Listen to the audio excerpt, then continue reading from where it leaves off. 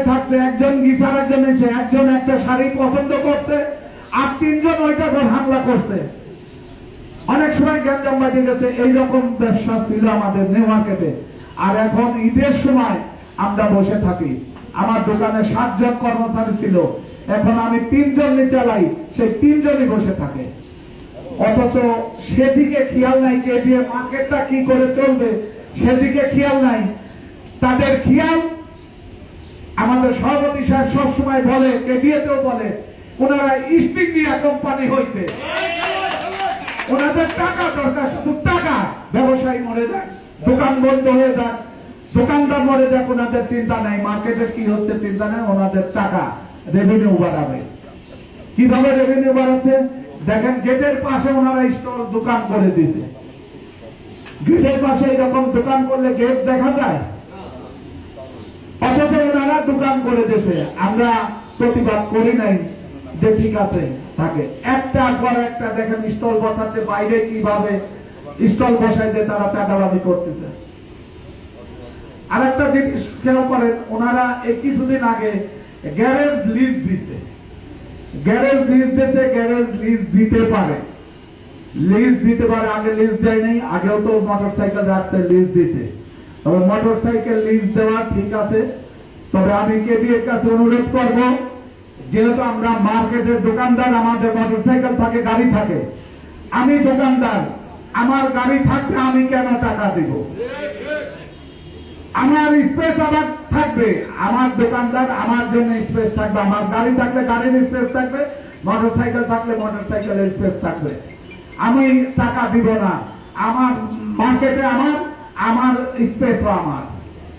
আর আপনি লিজ দেন, আপনার সমস্ত রোড আপনি লিজ দিতে পারেন না। আপনি লিজ দেন আপনার যে নিউ মার্কেটের চৌহদ্দি আছে, নিউ মার্কেটের ওয়ালের পাশ দিয়ে যেসব গাড়ি থাকবে সেই সব গাড়ি থেকে আপনি টোল নিতে পারেন। কিন্তু যারা নিউ মার্কেটে আসে, ড্রাইভার নিয়ে আসে, বাজারে যাবে, একটা জিনিস কিনতে যাবে, একটা ডিম কিনতে যাবে বা একটা মোবাইল কিনতে আসবে, ড্রাইভার থাকবে, ড্রাইভার আদার্স রোডের আশেপাশে তারা পার্কিং করবে, তো সেখানে আবার কিসের টাকা দেবে তারা? এইরকম অন্যায় ভাবে টাকা নিচ্ছে, যার ফলে অনেক কাস্টমার আপনাদের কাছে নিশ্চয়ই কমপ্লেন যায়। কাস্টমাররা কমপ্লেন করে যে গাড়ি রাখতে পারি না, টাকার জন্য গাড়িতে চলে আসে। এগুলো অন্যায়, এগুলো আমরা বরদাস্ত করব না।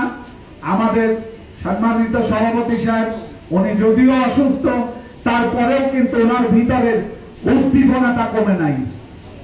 আমাদের চেয়ে উনি এখনো সতেজ আছে মনের দিক দেখে। এই জন্য আপনারা সবাই সহযোগিতা করেন। কেজিএর যে অন্যায় আচরণ গুলো করতেছে একটার পর একটা, যারা বোঝা চাপায় দিচ্ছে, আমাদের দোকানদারের কথা বিবেচনা করছে না, মাথায় নিচ্ছে না, এবং আমাদেরকে খুব নেগলেক্ট করতেছে, আমাদের কোন সম্মানই করতেছে না। এই জায়গা থেকে আপনাদের অস্তিত্ব টিকায় রাখার জন্য আপনারা সভাপতিকে হাতকে শক্তিশালী করেন। সভাপতি সাহেব যে দিক নির্দেশনা দেয়, আমরা ইনশাআল্লাহ সামনে সেই দিক নির্দেশনা মতো চলব। সামনে যাতে সবাই আমরা এক কথা আছি, সবাই আমরা ঝাঁপায় পড়ব। আমরা এই অন্যায় বরদাস্ত করব না। আমরা কেবিএর ভাড়াটিয়া না, আমরা কেবিএর বরাদ্দ গ্রহীতা। তাদের মাথায় নিতে ওরা আমরা কেবিএর বরাদ্দ গ্রহীতা। তারা আমাদের সাথে একটা চুক্তিবদ্ধ খসড়া দিয়েছিল, যেভাবে দিয়েছিল আমরা যারা দেখছি আমরা জানি। আমরা কিন্তু সেটা কারেকশন করার জন্য পাঠাইছিলাম। আজ পর্যন্ত তারা কারেকশন করে সেটা পাঠায় নাই। অথচ তারা জামানতের টাকা চাচ্ছে, ভাড়া বৃদ্ধির টাকা চাচ্ছে। তারা আমাদের সাথে তো সমাধানই হয় নাই, আমাদের সাথে তো সমাধানই হয় নাই। তা আমরা কিসের ভাড়া বৃদ্ধি দেবো আর কিসের জামানত দিব? আমাদের সাথে সমঝোতা হোক, আমাদের সাথে তারা বসুক, বসে সমঝোতা করুক। সমঝোতার পরে আমরা বিবেচনা করব কিভাবে কি করা যায়। তা যদি না পারে, তাইলে আমাদের সভাপতি সাহেবের দিক নির্দেশনা অনুযায়ী আমরা ভবিষ্যতে যা করার আমরা তাই করব ইনশাআল্লাহ। আমি আমার এই বক্তব্য শেষ করছি। খোদা হাফেজ। বাংলাদেশ জিন্দাবাদ।